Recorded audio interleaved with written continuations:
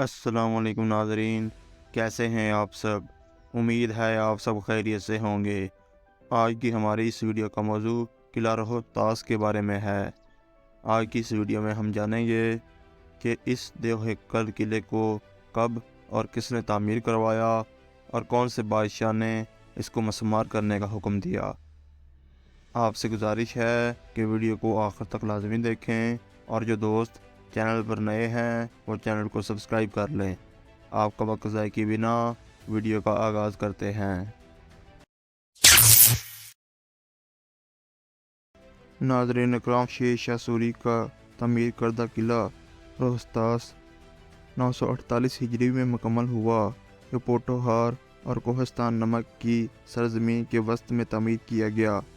اس کی ایک طرف نالہ کس، دوسری طرف نالہ گھان اور تیسری طرف گہری کھائیاں اور گھنے جنگل ہیں۔ شیر شاہ سوری نے یہ قلعہ گکھڑوں کی سرکوبی کے لیے تعمیر کرایا تھا۔ دراصل گکھڑ مغلوں کو فوجی اور بر وقت امداد دیتے تھے، جو شیر شاہ سوری کو کسی طور گوارا نہیں تھا۔ جب یہ قلعہ کسی حد تک مکمل ہو گیا تو شیر شاہ سوری نے کہا کہ آج میں نے گکھڑوں کی پیٹھ میں چھرا گھونپ دیا ہے۔ اس قلعے کے عین سامنے شیر شاہ سوری کی بنائی ہوئی جرنیلی سڑک گزرتی تھی، جو وقت کے ساتھ ساتھ یہاں سے 5 کلومیٹر دور ہٹ چکی ہے۔ دوسرے قلعوں سے ہٹ کر قلعہ روہتاس کی تعمیر چھوٹی اینٹوں کے بجائے دیو ہیکل پتھروں سے کی گئی۔ ان بڑے پتھروں کو بلندیوں پر نصب دیکھ کر عقل دنگ رہ جاتی ہے۔ ایک روایت کے مطابق اس قلعے کی تعمیر میں عام مزدوروں کے علاوہ بے شمار بزرگان دین نے بھی اپنی جسمانی اور روحانی قوتوں سمیت حصہ لیا۔ ان روایات کو اس امر سے تقویض ملتی ہے کہ قلعے کے ہر دروازے کے ساتھ کسی نہ کسی بزرگ کا مقبرہ موجود ہے، جبکہ قلعے کے اندر بھی جگہ جگہ بزرگوں کے مقابر پھیلے ہوئے ہیں۔ اس کے علاوہ ایک اور روایت یہ ہے کہ یہاں قلعے کی تعمیر سے پہلے ایک بہت بڑا جنگل تھا۔ شیر شاہ سوری کا جب یہاں گزر ہوا تو یہاں پر رہنے والے ایک صوفی بزرگ سید میران ابراہیم رحمۃ اللہ علیہ نے شیر شاہ سوری کو یہاں قلعہ تعمیر کرنے کی ہدایت کی۔ ایک روایت کے مطابق ٹوڈرمل نے اس قلعے کی تعمیر شروع ہونے والے دن مزدوروں کو فی پتھر ایک سرخ اشرفی بطور معاوضہ دینے کا اعلان کیا تھا۔ گویا قلعے کی تعمیر پر اٹھنے والے اخراجات کا درست اندازہ نہیں لگایا جا سکتا، تاہم ایک روایت کے مطابق اس پر 34,25,000 روپے خرچ ہوئے۔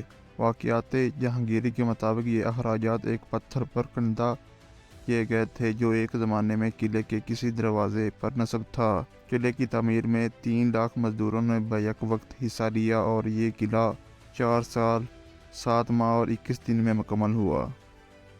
یہ قلعہ 400 ایکڑ پر محیط ہے، جبکہ بعض کتابوں میں اس کا قطر 4 کلومیٹر بیان کیا جاتا ہے۔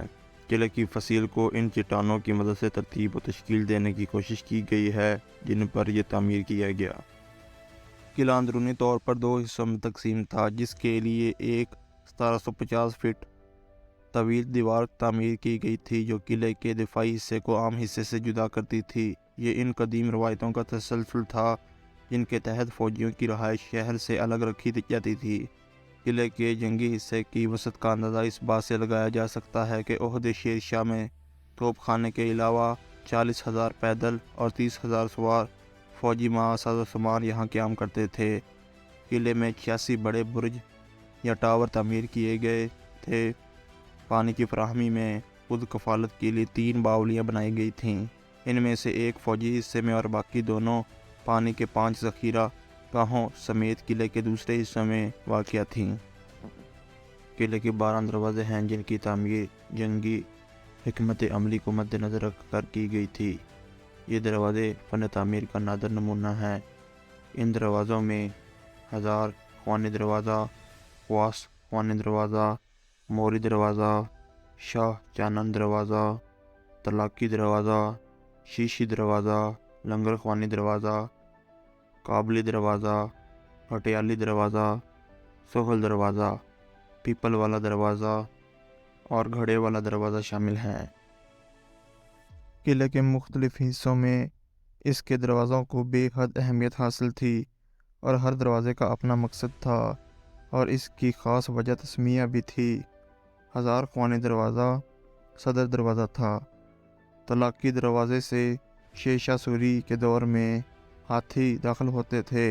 طلاقی دروازے کو منحوس دروازہ سمجھا جاتا تھا۔ شیشی دروازے کو شیشوں اور چمکتی ٹائلوں سے تیار کیا گیا تھا۔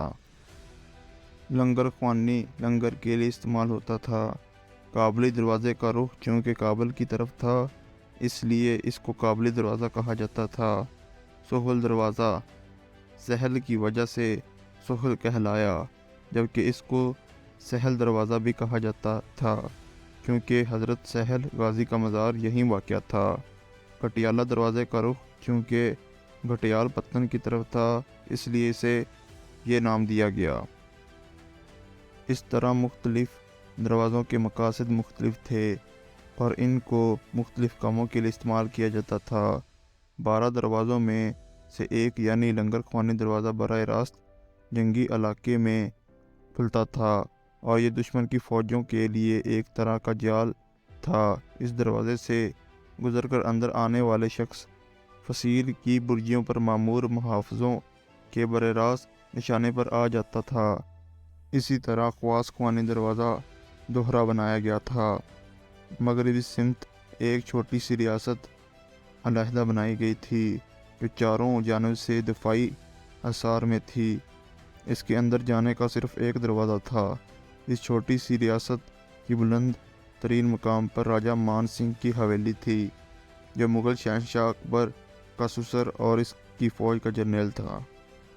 قلعہ روہستاس کا سب سے قابل دید، عالی شان اور ناقابل شکست حصہ اس کی فصیل ہے۔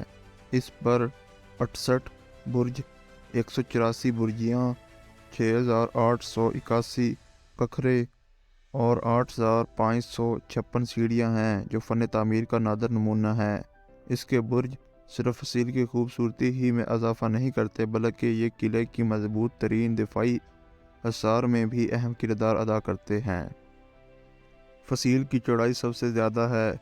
فصیل کے چبوترے سیڑھیوں کے ذریعے ایک دوسرے سے منسلک تھے۔ فصیل 3 منزلوں میں 2 قطاری تعمیر کی گئی تھی۔ سب سے بلند ترین حصہ کنگروں کی صورت میں تعمیر کیا گیا۔ چبوتروں کی چوڑائی 3 فٹ سے زیادہ ہے اور یہ تیر اندازوں اور توپچیوں کے لیے استعمال کیے جاتے تھے۔ ان کی بلندی مختلف تھی جو 8 فٹ سے 11 فٹ کے درمیان تھی۔ یہ کنگر صرف شاہی فوجیوں کو دشمن سے تحفظ ہی فراہم نہیں کرتے تھے بلکہ ان سے دشمنوں پر پگھلا ہوا سیسا اور کھولتا ہوا پانی بھی انڈھیلا جاتا تھا۔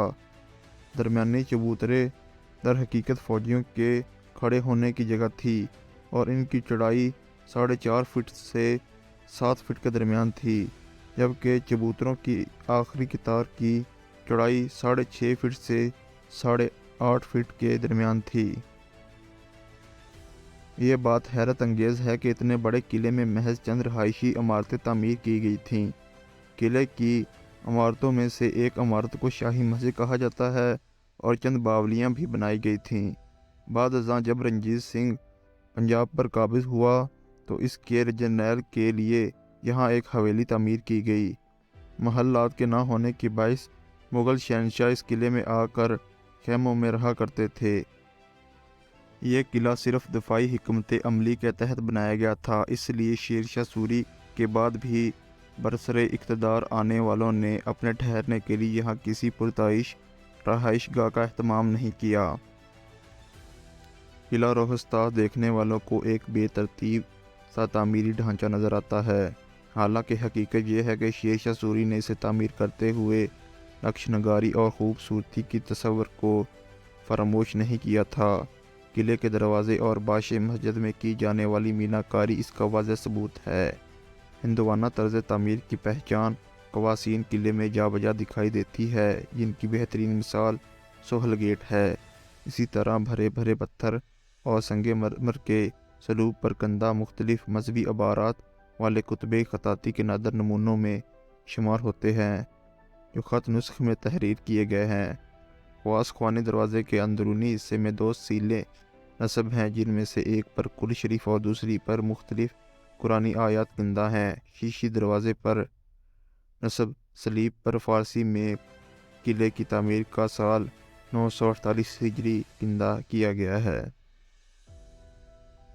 قلعہ روستاس کی تباہی کا آغاز اس دن ہوا جب ہمایوں، جو شیر شاہ سوری سے شکست کھا کر ایران چلا گیا تھا، دوبارہ شہنشاہ ہندوستان بن کر اس قلعے میں داخل ہوا۔ وہ اس عظیم قلعے کو دیکھ کر دنگ رہ گیا، اور جب اسے معلوم ہوا کہ یہ قلعہ تو اس کے دشمن شیر شاہ سوری نے بنوایا تھا، تو اس نے غصے کی حالت میں اسے مسمار کرنے کا حکم دیا۔ بادشاہ کے معتمد خاص بیرم خان نے بادشاہ کو مشورہ دیا کہ یہ اب اسلامی ورثہ ہے اور اس پر قوم کا کافی پیسہ خرچ ہوا ہے، اس لیے اسے مسمار نہ کیا جائے، ہاں اپنے حکم کی شان برقرار رکھنے کی خاطر اس کا کچھ حصہ گرا دی۔ چنانچہ سہل دروازے کے اوپری جانب دائیں کنگرا گرا دیا گیا، جو بعد میں دوبارہ تعمیر کرایا گیا۔ اگر بنظر غور دیکھا جائے تو انتہائی دایاں کنگرا انتہائی بائیں کنگرے سے منفرد نظر آئے گا۔ اس میں پتھروں کی ترتیب کچھ متاثر ہو گئی۔ قلعے کی اصل تباہی سکھوں کے ہاتھوں ہوئی، جو شاہی عمارات کے اندر سے قیمتی پتھر اکھاڑ کر ساتھ لے گئے۔